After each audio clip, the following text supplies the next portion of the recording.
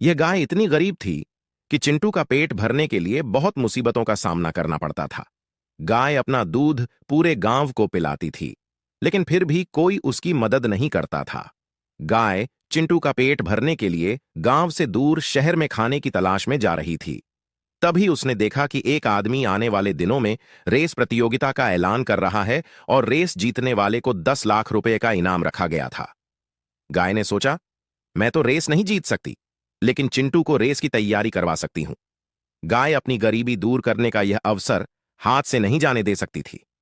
इसीलिए उसने शरीर और ताकत दोनों बढ़ाने का सबसे महंगा ड्रिंक लाकर दिया।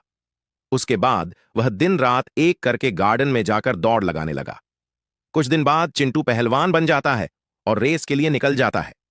उसी रेस में एक रेड बुल था जो चिंटू का बहुत मजाक उड़ा रहा था। रेस शुरू हो जाती है और कोई भी किसी से कम नहीं था। सब बराबरी में दौड़ रहे थे और चिंटू धीरे धीरे अपनी स्पीड को बढ़ाता है और वह सबसे आगे हो जाता है। चिंटू शुरुआत में ही हवा को चीरते हुए तेजी से आगे निकल जाता है। रेड बुल का बच्चा चिंटू को जीतता हुआ देखकर सोची समझी चाल के तहत तैयार हो जाता है। जिस रोड से रेस गुजरने वाली होती है उसी रास्ते पर वह सरसों फैलाकर चला जाता है। चिंटू सरसों के ऊपर फिसल कर गिर जाता है। अब रेड बुल आराम से उसे पीछे छोड़कर भागते हुए चला जाता है।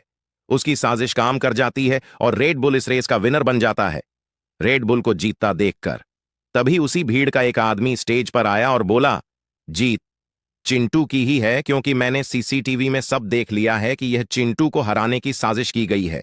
इसलिए यह अवार्ड और पैसा चिंटू को दे दिया जाता है, क्योंकि वही इसका असली हकदार है।